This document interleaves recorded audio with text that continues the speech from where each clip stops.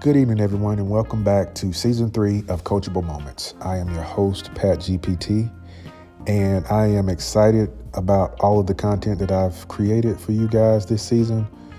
And I want to take a moment to jump in to do just a quick introduction to Season 3 and give you some previews of what you may expect from me this season. And if I had to put a topic to this first intro, it comes from a friend of mine that is a faithful listener to my platform. She reached out and her response to me was, "Twin, where have you been?"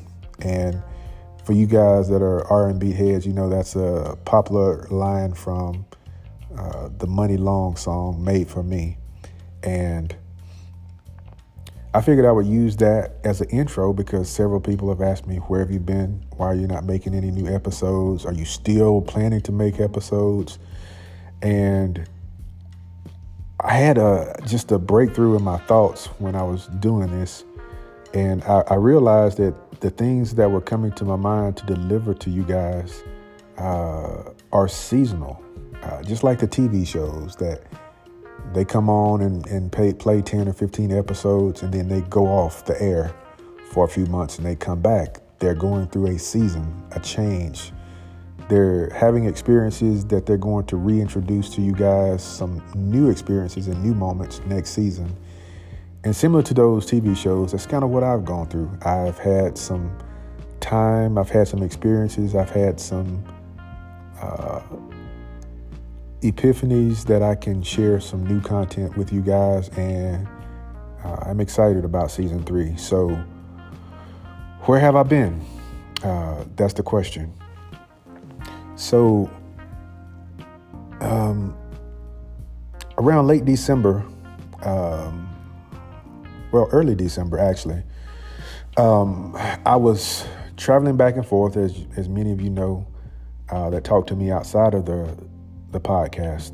I work in DC, but I live in Alabama, and I travel to work every week.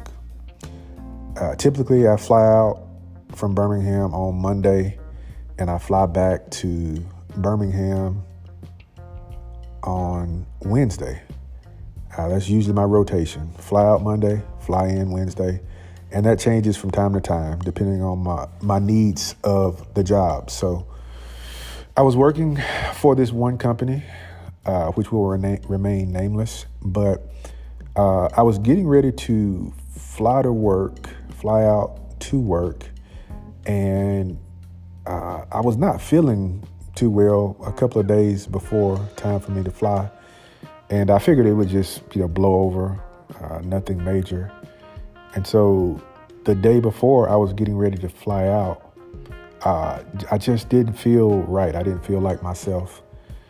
And I decided I was not going to ignore the change in my feeling, and I was going to get it checked out before I went to work that next morning. So I arrived at the hospital, and they started running tests, and the doctor came in and told me that I would not be flying to work, that they were going to have to admit me into the hospital.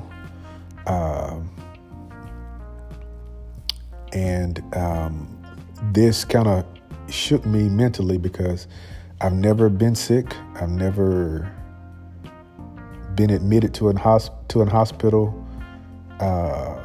nor have I ever ridden in the back of an ambulance. This is all new experiences for me.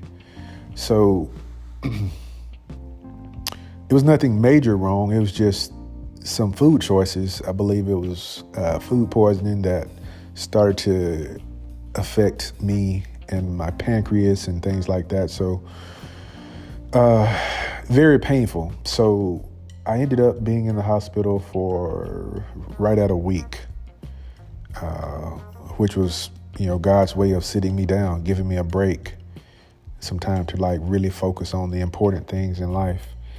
And while I was in the hospital, you really see who cares about you.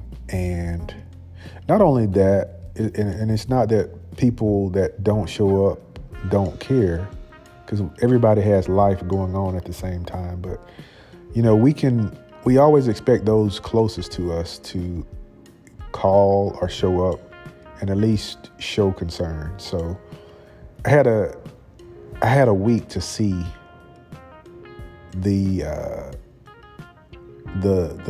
ones that really cared and the ones that knew how they would respond to this particular situation. And it was very eye-opening and encouraging, because sometimes we don't feel like people care because we don't see the effort at times. But when you see how much you mean to people, it's very encouraging. It gives you like a new burst of energy to live life, because you don't want it to get to that point just for you to see that people care. But in those situations to where you have to be hospitalized, it's definitely a great feeling to see people show up for you. And so I was in the hospital for a week, and the first day I was there, I reached out to my employer.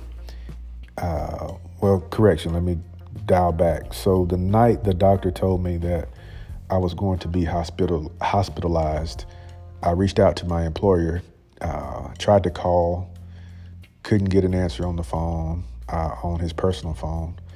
And I also sent a text message stating that I was not going to be able to come into work, and, gave him an update on what was going on with me at the time. And his response was, "I hope you get to feeling better," which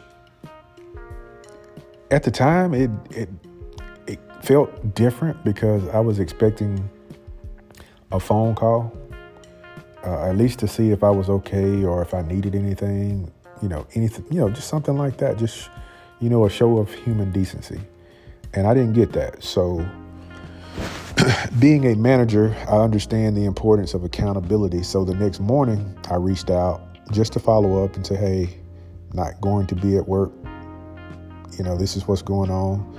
And again, I got sent to voicemail, got a response via text message, "Hope you're feeling okay. Hope you get better," so on and so forth. Nothing that showed any compassion for me as an employee. It was just, it seemed like a canned response.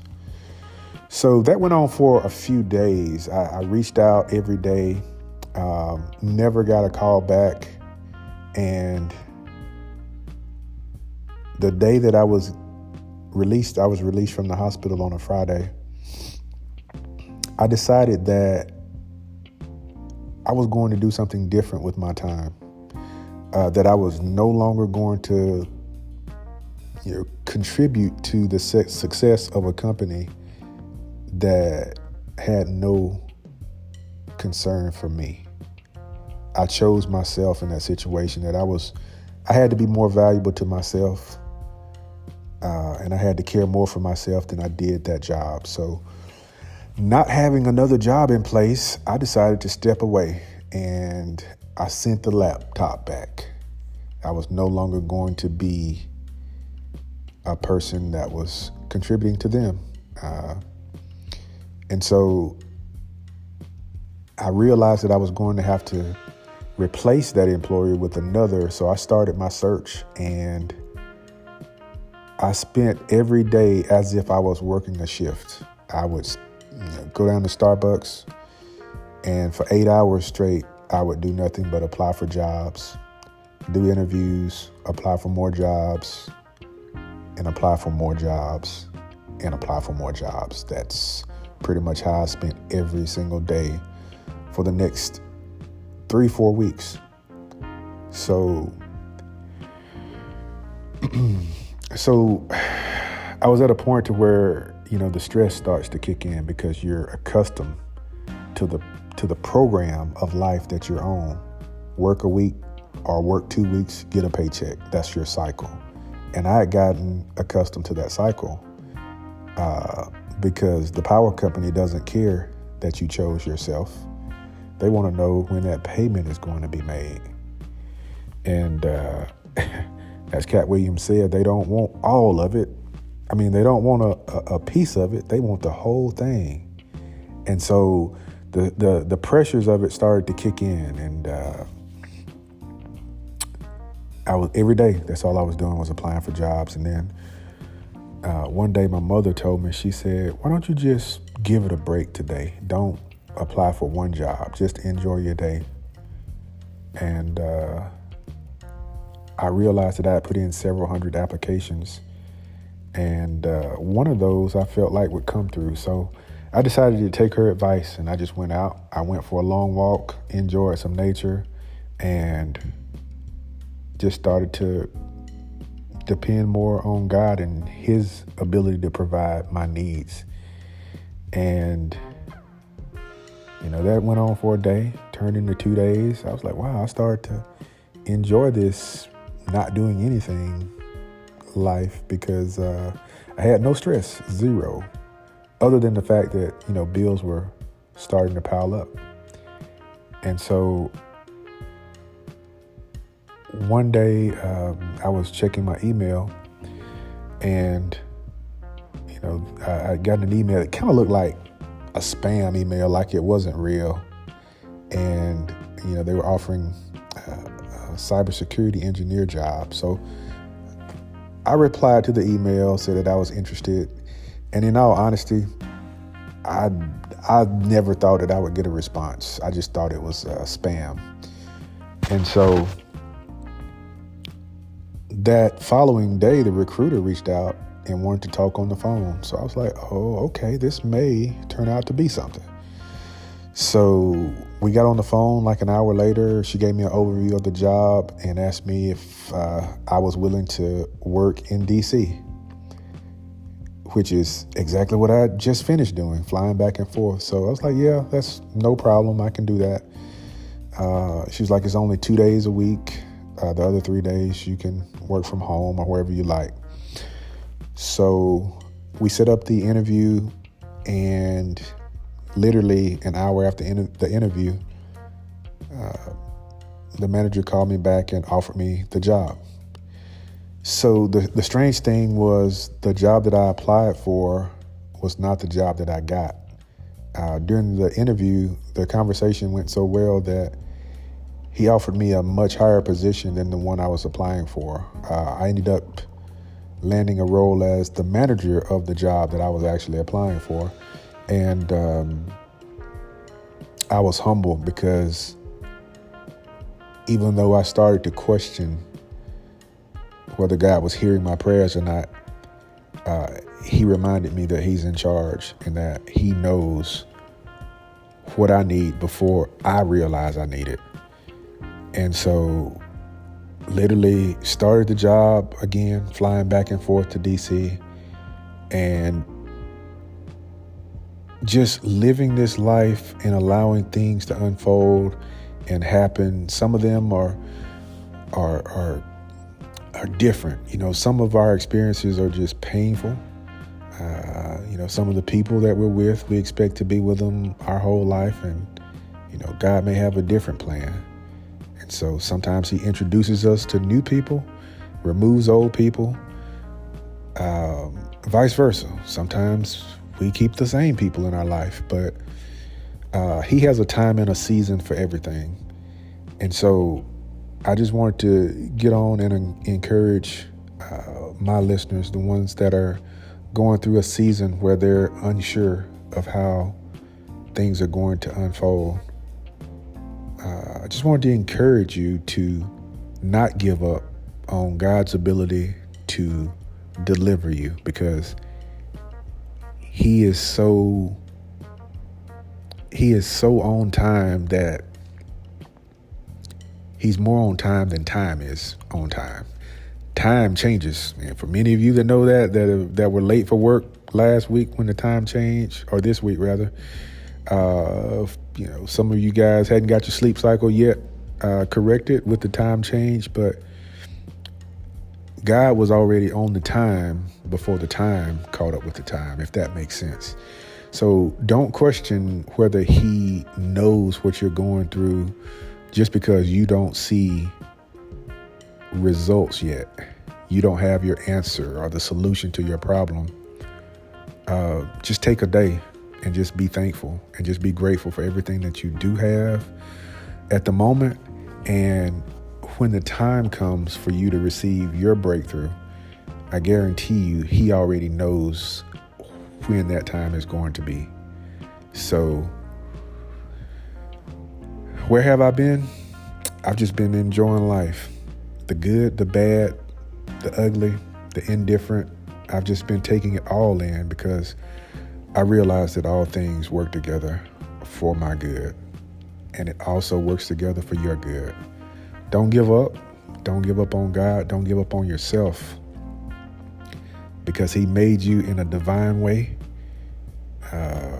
You're much greater than you give yourself credit for. Your ability to think and create is in the same vein that God's is. That's why he said, let this mind that was in Christ also be in you. You have the ability to, maybe not to turn water into wine, but you can turn a bad situation into a good situation if you just apply your creative genius. That's where the twin part of that line came from. Twin, have you been? Where have you been? You're a twin also because you have that like mind that God gave you. So use that to look ahead. See yourself coming out of whatever situation you're in because you've already won. You're just going through the process now. So that's it. I hope this episode was a blessing to you guys. More to come. I'm excited for this new season in my life. Excited for the new season in your life. The best is yet to come.